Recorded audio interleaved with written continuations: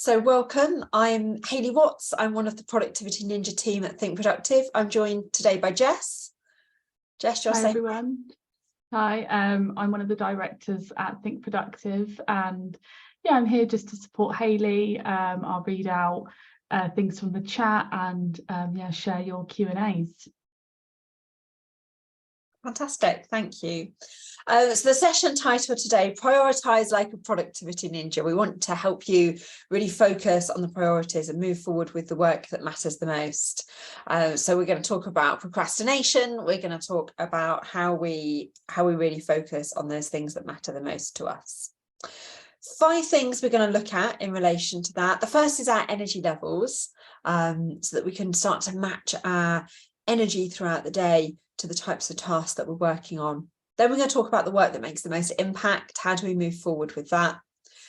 You've probably got some goals somewhere. They might be goals that you've set for yourself. They might be goals that somebody else has set for you. They're probably a bit of both. But we're going to check in with them and give ourselves a bit of a reminder about what they are. It would be remiss of us to do any kind of discussion about prioritising without talking about procrastination, because that's what gets in our way. So we're going to talk about that and think about agility. How do we be a bit more agile as well? So for those of you who are new to our webinar format, we've got some ideas and some thoughts to share with you. You should completely feel free to come in with any questions whilst we're sharing those thoughts and ideas. Jess is keeping an eye on the chat. If you've got a specific question, please head to the Q&A section and post your question there. That just allows us to field the questions more easily among the general chat. And we'll spend the last kind of 15 minutes or so just going through your questions and answering anything that would help you to prioritise and move forward. Jess, anything else I'm supposed to say at this point? No, but I did want to read out a question from Dennis, who's asked, what are the 3 takeaways we should walk away from today's fun session? So I thought it'd be nice to just cover at the start here. Okay, cool. So I think our 3 takeaways, probably those first 3 things on the list. Thinking about our energy levels, our impactful work, and checking in with our goals. So while we're talking about those things, I want to encourage you to note down what action you might need to take in relation to those. And those 3 things will form what you really need to do going forward. So thank you, Dennis. That's cool. So when we're planning our day, I think it's really easy to start the day off with, oh, what's in my inbox? And we go into our email, and the next thing we know, it's like lunchtime and we've just focused on our email. So I want to encourage you not to go into your inbox first thing. Now, sometimes people find that a bit tricky. They think that that's quite a challenge. I think if you're working in a personal assistant or an executive assistant type role, there might perhaps be some exceptions there. But as a general rule, don't want you to go into your email first thing. Now, if that means you spend an hour working on something else or even just 20 minutes, you'll want to start the day off with your priorities. I think email generally tends to be full of other people's priorities. So we're not going to head there first thing. For some people, that might feel a bit strange. It might feel a bit uncomfortable. I want to encourage you to give it a go for 3 or 4 weeks and see how you get on. And it says there to create a list of 5 things that you're going to do today that are going to create an impact. It depends on your job, right? If your job is one where you are very responsive to other people's stuff or inquiries, or people bringing work to you that's like, I've got this problem and I need you to fix it, preferably now, then you don't want to have as many as 5 things on your list. You want to be aiming more for 2 or 3. Leave a bit of capacity in your day to deal with those unexpected things. You might not know what they are yet, but you know that they're definitely heading towards you and they're going to be arriving soon. At Think Productive, we talk about a master actions list. Your master actions list is all of the stuff that you need to think about and work on at some point. It's highly unrealistic to expect to get everything done in the day. Very often when I'm training people who have got a high workload, people say, I've got like 20, 30 things I expect to do today. And you're just kind of setting yourself up to fail, I think, if that's the expectation you have of yourself. People will say, I get really frustrated when I don't get it all done. Why do I not get it all done? It's like, because you're a human being and there's only so much you can get done in a day. So I want you to be thinking about your to-do list or your master actions list as being the menu and not the meal. So you want a starter, you want a main, you're going to go for a dessert if you've got space, but you're not going to order the entire menu. That's just not going to work for you. Going to make decisions throughout the day based on your energy levels. We're going to talk about priorities, as well as the people and the places that you might find yourself working in. So if you're working in a hybrid way, which, let's face it, lots of people are, there might be some bits of work we think, well, that's particularly suited for me to do at the times where I'm working from home. There might be other pieces of work we think, oh, I'm going to do that when I'm in the office. And remembering, of course, for some people, working at home is the time to get their heads down and do the quiet stuff, the thing that just involves some thinking and doing some solo work. Some people don't have that luxury at home to have an environment where they can work uninterrupted, and they actually work the other way around. They want to go into the office and get their heads done because that's their quieter time. I spoke to somebody during lockdown who was trying to do a full-time role while sat at her desk with a 3-year-old at home in the same room. Like, that's not going to work. We're hopefully out of those times now, but just remembering that working from home experience is very different for some people than others. So just being aware of where you are and matching the tasks to your working environment. So we have 3 different types of energy that we experience during the course of the day. Me, I'm a morning person. I definitely do my best work in the morning. I find it much easier to concentrate first thing. The earlier, the better, actually. By about 11:30 in the morning, I'm starting to think about lunch.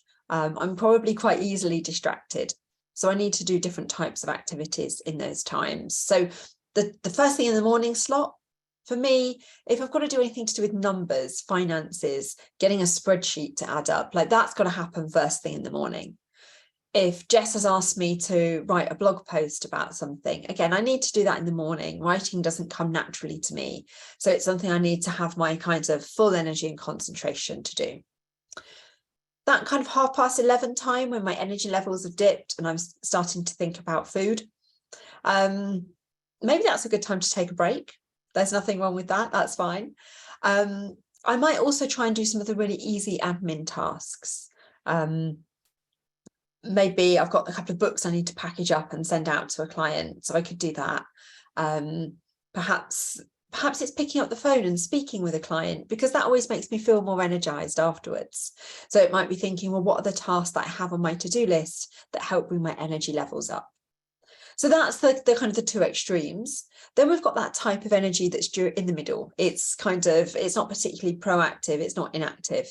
And quite a lot of our day is probably made up of that kind of energy. That's the right kind of energy for perhaps dealing with your email, doing some of the tasks that maybe you enjoy doing, but it's not the heavy lifting kind of stuff. So thinking about those 3 different levels of energy throughout the day, and looking through your to-do list, or your second brain if you have one, and identifying, like, what types of energy do I need for these different tasks? And that allows you to choose during the day something that matches your energy levels. The reality is that we can't get everything done. There's always going to be more work to do than we have the capacity to work on. If you don't believe me, I want you to think back to the last time where you sat down at your desk to do some work, you went, oh, I've not got anything to do now. I imagine that that's never happened. Or if it has, it's been in the first couple of days of a new job, and you've got to the point where you're like, oh, I don't quite know what to do next. I need to go and get some input from somebody else and get some direction. So thinking about, if we can't get everything done, we know that we are never in a position where there's nothing to do. Instead of just trying to get everything done, I want you to look at your to-do list and think, what's going to make the most impact? Out of this stuff that I'm trying to decide on, where can I make the most difference to the most people? And that's where you want to concentrate your energy and your resources. That's where your priorities will lie. Okay, so some of this is about being kind to ourselves and recognizing that we're human beings and we're not robots. So we need to focus on where we can make the most difference. If you've got a team of people that you're able to delegate to, it might be, what can only I do? There might be some ways you could draw in some help and support from others if you're working as part of a team. I mentioned goals at the beginning.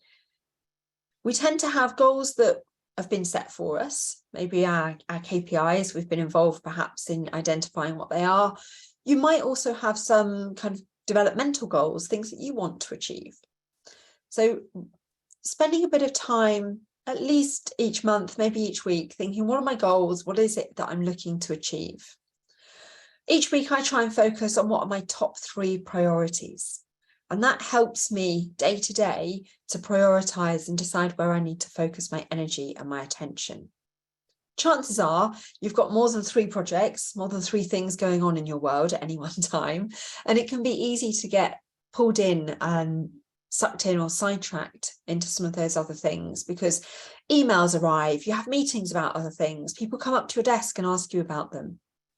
So I really want to encourage you at the beginning of each week, or maybe at the end of the week for the next week, you identify your top 3 goals that you want to work on in that week.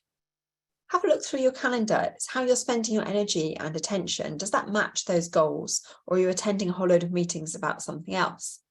Does that mean you've got your goals wrong? Does that mean you perhaps need to duck out of a few of those meetings? So thinking about what are the goals, what is it you're looking to achieve, and are you spending the majority of your time on that during the course of the week? Certainly those bits of the day where your energy and your focus is at your best, you want to be spending on focusing on these goals. So just take a moment, jot down what you think your goals for this week might be, maybe 2 or 3 things. We're literally halfway through the week, aren't we? So unless you're on a 4-day week, then you're a little past halfway. So between now and next Wednesday, what goals do you want to set yourself? Feel free to share those in the chat, just because that's fun and interesting for us to see.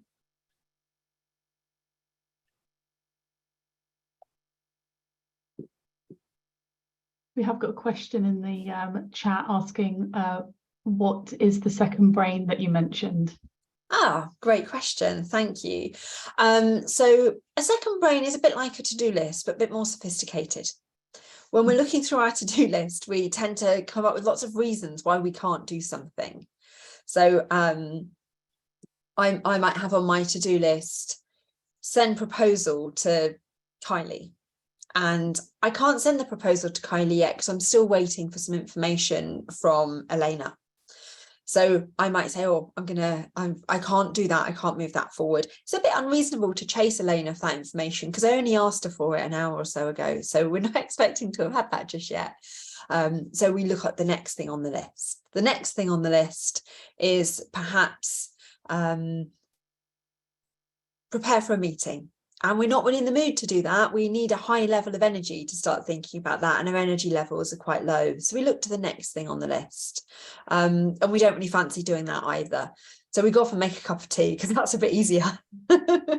So the problem with that long to-do list with just lots of stuff is it doesn't help us segment and work with a lot of that stuff. A second brain allows us to sort things by the projects that we're working on, or perhaps our goals, if we want to think of it that way. But it also helps us to identify our energy levels or the people we're working with and talking to, the place we're doing the work in.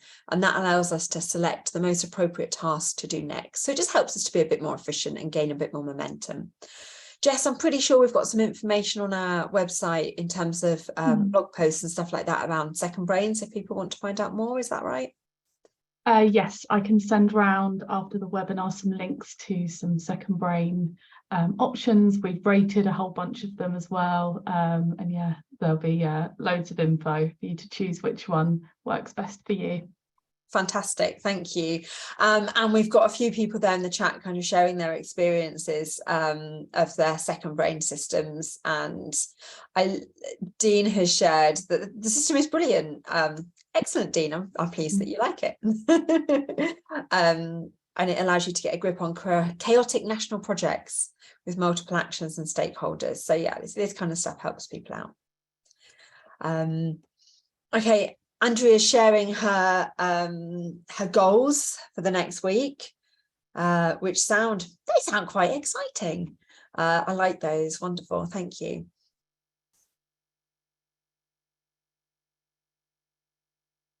Okay, so once you've noted down your goals something I want you to do after the session today is kind of look through your calendar. Is there anything in the calendar that you've got on in the next week that's not helping you to achieve those goals? Can you perhaps change that so that the calendar reflects how you want to focus on those goals?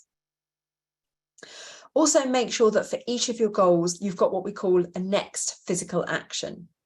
So next physical action is telling us exactly what you need to do with that thing. So rather than having, I don't know, organise my dad's birthday party on my my list, that's the goal, right, to get the party organised. But the next physical action might be to confirm with the venue that we're going ahead with that booking and pay the deposit. I'm not in a position to order any catering and food for that party yet because I don't know who's coming. I haven't told them the date and where it's going to be. So my next physical action is to confirm the venue. Once the venue is confirmed, then I think, okay, so what, now that I've got the venue confirmed, I can start inviting people. What's my next physical action? Oh, it's to put together an invitation. So that's what goes on my list.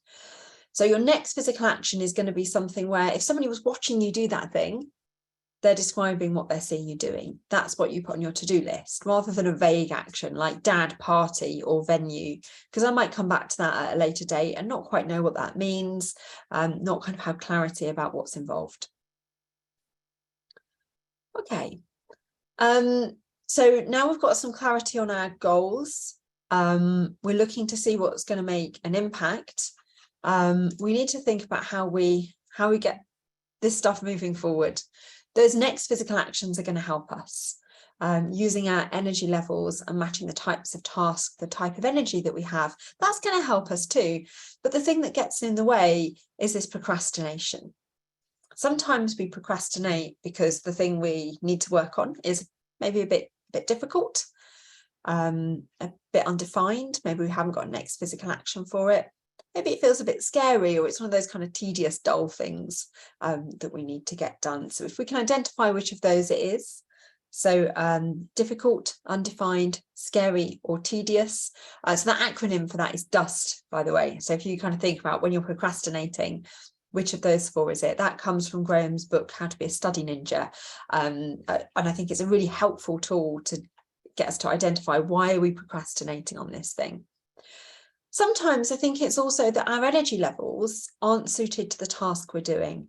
So if we're doing a task and our energy levels are quite low, it might be that the task you're trying to work on actually requires some higher energy. And the best thing for you to do might be to take a short break, not one of those breaks where you kind of turn around 45 minutes later and go, oh, I was just putting some laundry out. What happened? I got sidetracked. So you might want to set a timer for that break. So thinking about how we avoid procrastinating, so that next physical action helps us, because when we look at the to-do list, it's really clear what it is that we need to do next. The DUST acronym helps us. The other thing we can use is the Pomodoro technique. So that's where you set a 25-minute timer, work on something for 25 minutes, and you deliberately ignore everything else, and then you take a 5-minute break. With breaks, our brain needs to know that we've taken a break. Okay, so there's no good if you're doing something on the screen, maybe you're dealing with your work email, then you go to take a break, so you deal with your personal email instead. Your brain isn't registering that you've taken a break. So I'd just encourage you to kind of move away from the computer, do something else during that time. Jess, anything else to add about procrastination? I'll just share a question in the chat. Cool.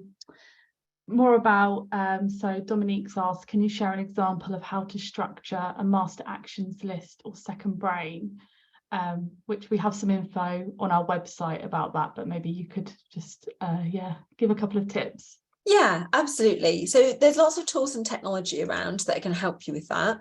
But not everybody likes to use technology. So if we're keeping it simple, you could go with an Excel spreadsheet that has your project. What's the goal? What is it you're looking to achieve in the first column?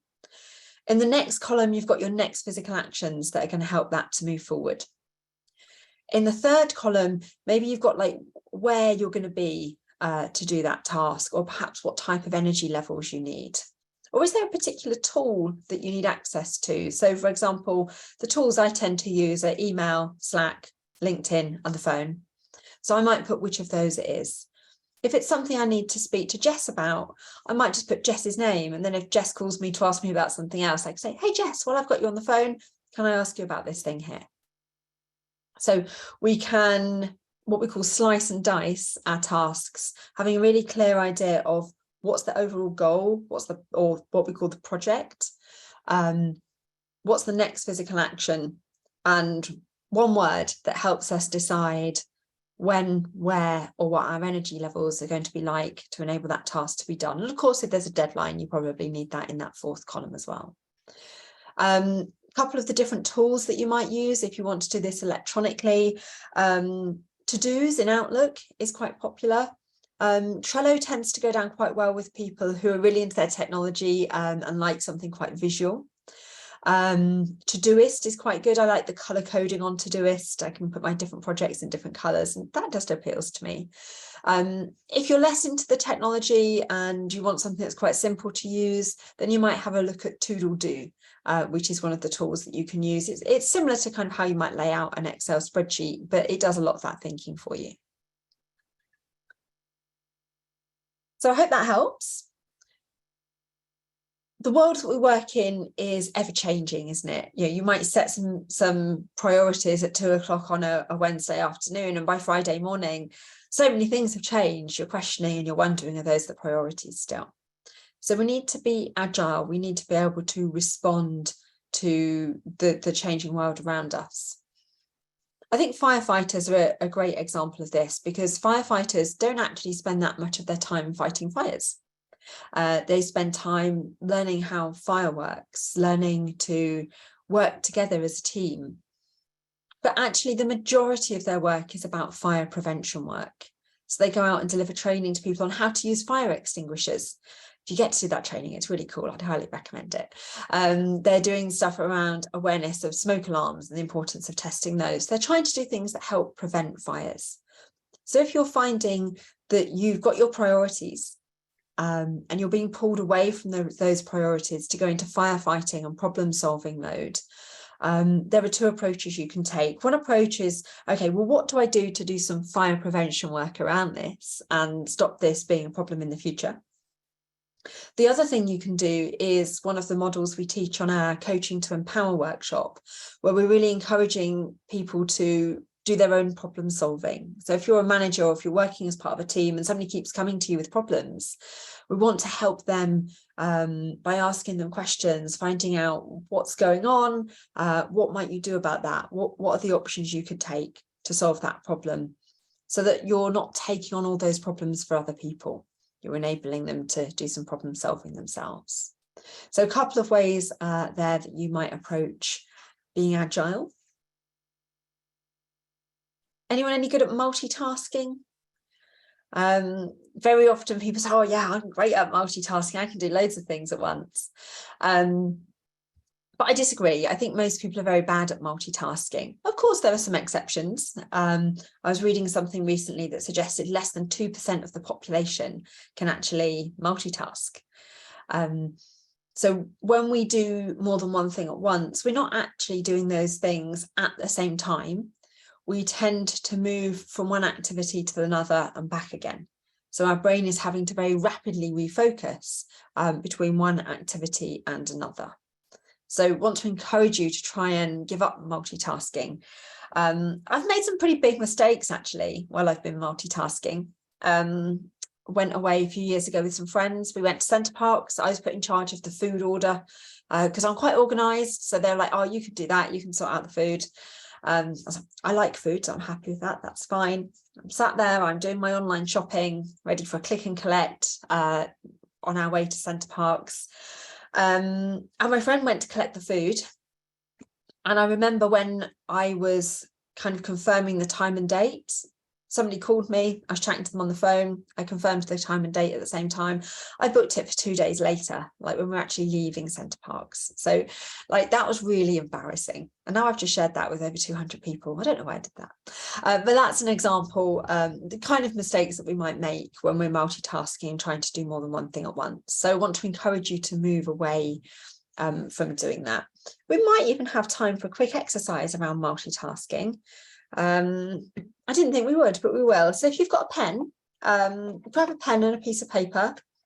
We're going to do a highly scientific experiment now. I'm going to give you a word. I don't want you to start just yet. I'm going to give you a word to write down. I should just grab a pen and paper to demonstrate that.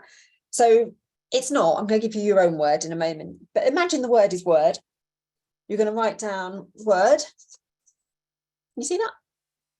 Underneath each letter, I want you to write a number, starting at 1 and working your way up in the conventional way. So if you've got a 5-letter word, you'd have numbers 1 to 5. Okay, I'm going to time you. I can't see you on the screen, so I don't know how long this is going to take you. But maybe just head to the chat and shout stop when you're done. Okay. The word is multitasking. So I want you to write multitasking and then the numbers underneath. Off you go. Head to the chat when you're done.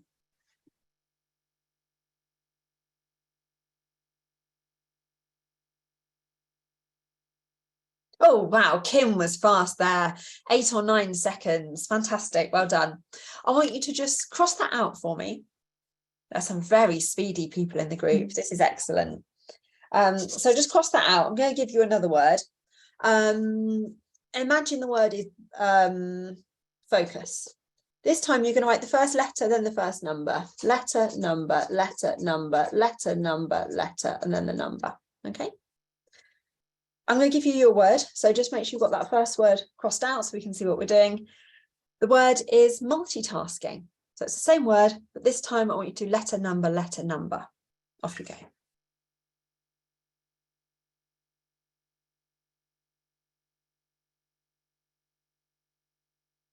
Let me know when you're done.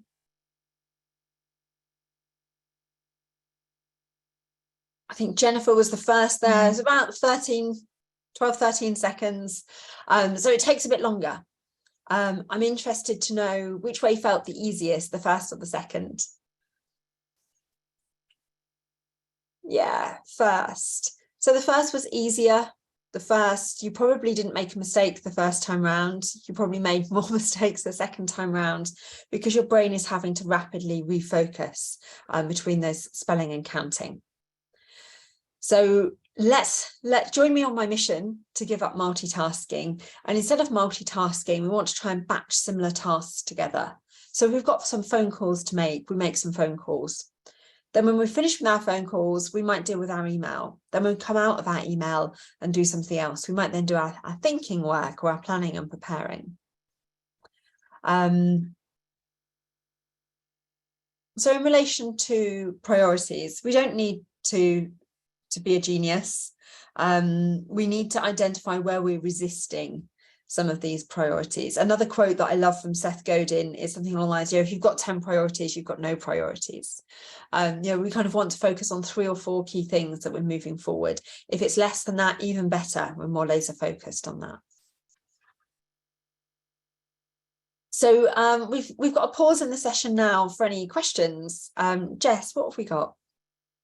I did see some in the chat, but I'd lost them after the game. So if you did put a question in the chat, if you could just go and pop it in the Q&A section, then we'll be able to answer those.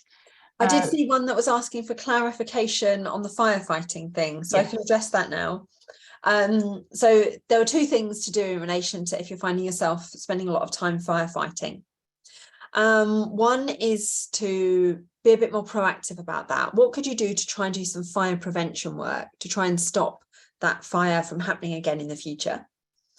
If you're working with a team of people, then perhaps it's around coaching and supporting them to come up with some ideas and some solutions themselves. So particularly if you're in a management role, trying to move away from being the problem solver and the person who solves all the problems for people. And I'm really interested in that, doing our, I can't think of the session title now. It's gone from my mind. Coach to empower. So thinking about how do we empower other people to come up with some of these ideas and these solutions. So they're the 2 things we might want to think about if we're doing a lot of firefighting. We have a question here. What are the negative effects of multitasking? Well, it takes us longer. We're much more likely to make a mistake, as I think, you know, for a lot of people that exercise would have demonstrated. We're more likely to make mistakes.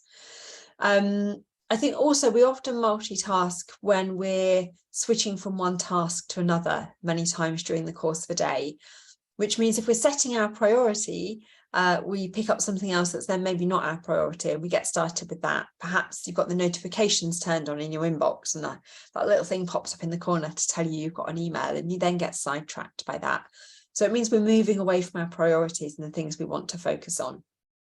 So, of course, there are always some exceptions, but very few people can multitask well. So for the majority of us mere mortals, we want to kind of move away from that. I think the downside is, the mistakes, the fact that things take longer and we're often being pulled away from something else that we intentionally started out to do.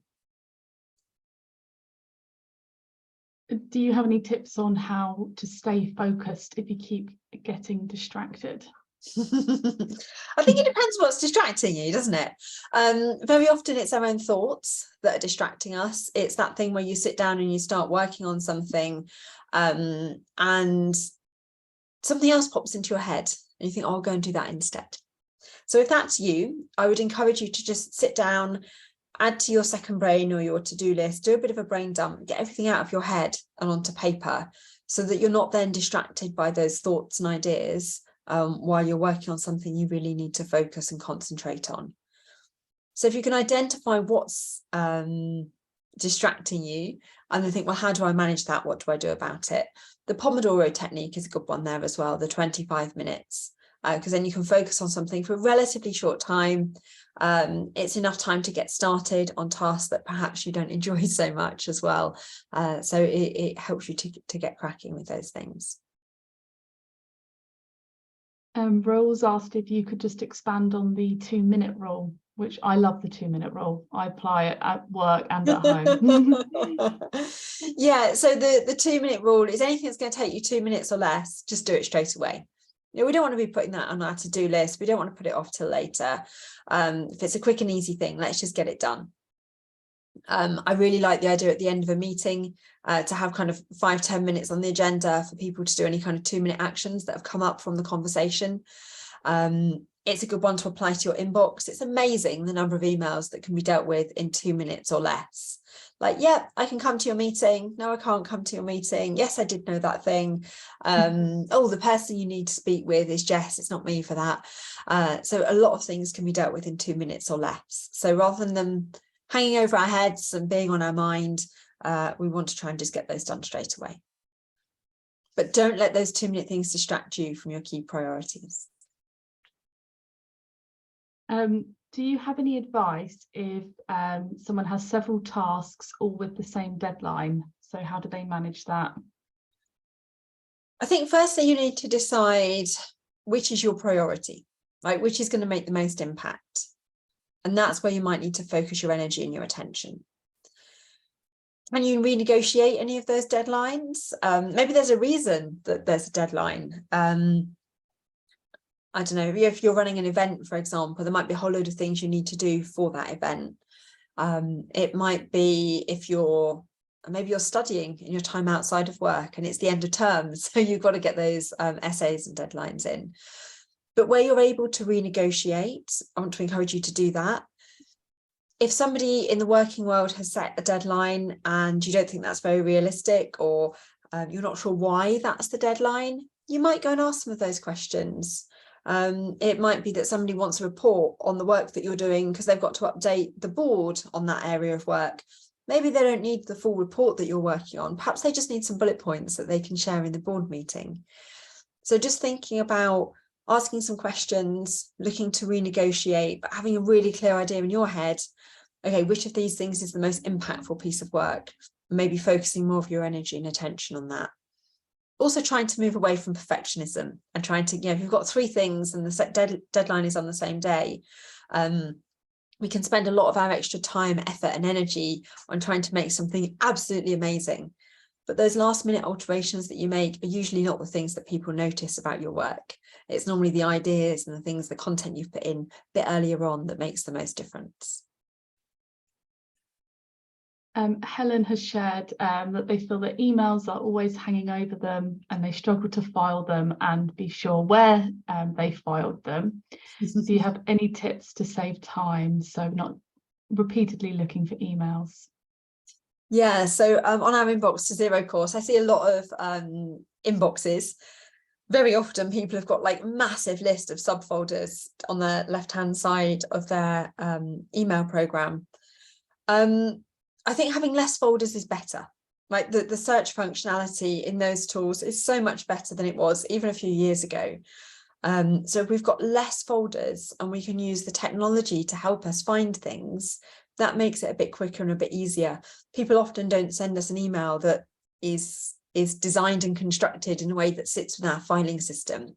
They usually just give us a bit of a brain dump of what's on their mind. I've got these questions for you. They relate to a number of different projects, so it doesn't fit with the filing system. So one of the things we talk about in our Inbox to Zero course is the importance of having fewer folders, but using the search functionality to find and pull out the information that you need. It's much quicker to do it that way. Roxanne has asked when the next Email to Zero course is. I'll share a link to our next public workshop, which is in January. Thanks, Jess. I was glad you said that, because I was like, I don't know. Yeah, great, cool, fantastic. And for those of you who are familiar with Graham's book, How to Be Productivity Ninja, chapter 4 is focused on inbox and email life. Kelly's asked, suppose, do you have any advice on how to move away from perfectionism? It's a difficult one. I think before you start on a piece of work, if you're able to define what finished looks like, that makes it a little bit easier to spend or less time towards the end on trying to make something perfect. I think having conversations with people about what good enough looks like can be helpful. I think if you are a perfectionist, just recognizing that in yourself, and being able to say, okay, I'm doing that perfectionist thing now. Maybe this piece of work is good enough and I can pass that on. It's a tricky one. It's a very difficult one. Are there any other recovering procrastinators out there that have any thoughts or tips on that? It would be great to hear them.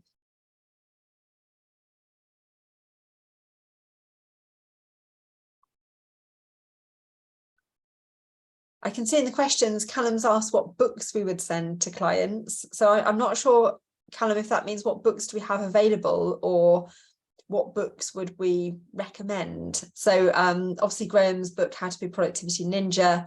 Graham and I have written a book called How to Fix Meetings. So that's around meetings culture, making the meetings you do go to more effective. I think my other recommendations would probably be Gretchen Rubin's 4 Tendencies. I'm a big fan of her work, and we deliver some training workshops around that as well. I also love black box thinking.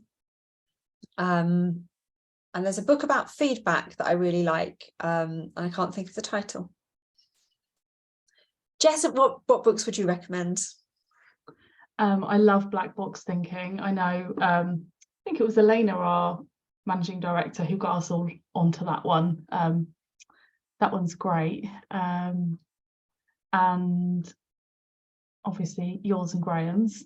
And our colleague Grace Marshall's book Struggle is great. About yeah, the kind of that there is good sometimes in struggle, and try not to just steer away from it.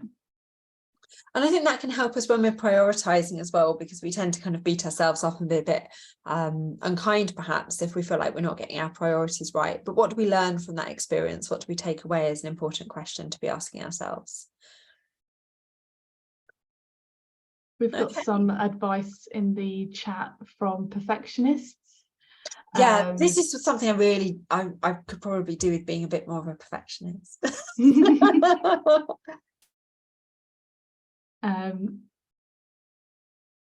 I've just lost it. Lucy said, testing it, literally tested out not perfecting a task and measured the output, impact, feedback. Genuinely was the same outcome for others on most tasks, but saved me more time and sanity. I love that. Yeah, that's brilliant. And I think that applies to so many things, doesn't it? Test it out, see what works, see what the opportunities are. And Fiona's saying, oh, I'm a bit of a slow reader, I don't feel I have time to do that. So Audible can be really good, or Blinkist, where they kind of condense some business books into kind of the top tips, the top 10 takeaways, might be worth looking at as well.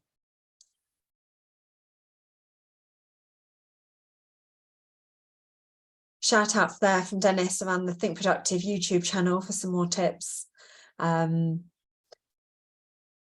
Maria's asking about tips around managing projects. I know we have a project management public workshop coming up, I think in January, it might be early February. So I'm sure there'll be some resources there as well. Yeah, I'll share the link to that. Fantastic. I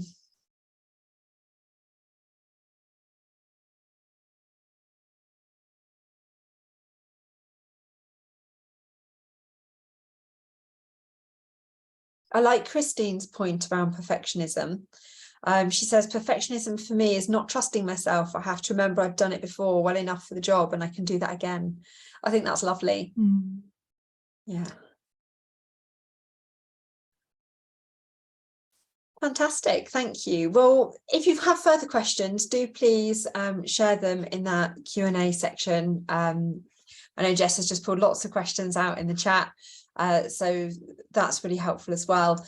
Before we wrap things up, there are a few things that it would be useful to share with you if you'd like to find out a bit more about other ways that we can help you. Jess, I've got a gift for people. Yeah. Do you want to tell people about this? Yeah, sure. So we have a competition for all of you who are here today and have made it to the end. So we're giving away one ticket to our 6 Weeks to Ninja program, which is led by Hayley and dives into a lot of this stuff that we're talking about today: procrastination, second brains, inbox zero.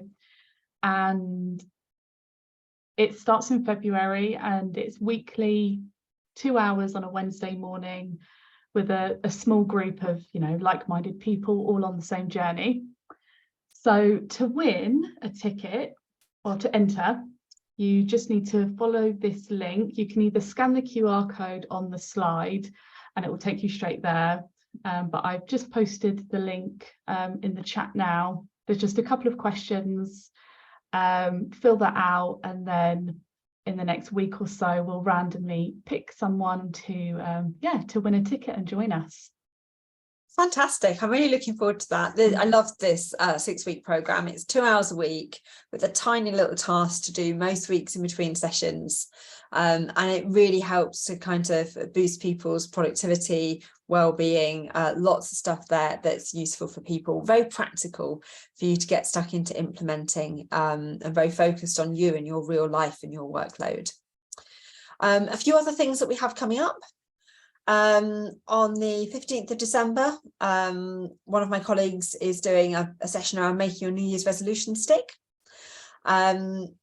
In January, I'm going to be doing a session around the 4 tendencies, how to create long-lasting habits. So how to get yourself and other people around you to get stuff done, really. 11th of January. January is a busy month, Jess. We're doing lots of exciting stuff in January. We've got our Productivity Ninjas email survival guide. So some thoughts there on helping people with email, and then a full-day workshop in March around influencing and persuading, and that's in addition to the 6 Week to Ninja program. And there's a quick overview there of some of the things that we cover in that 6-week program.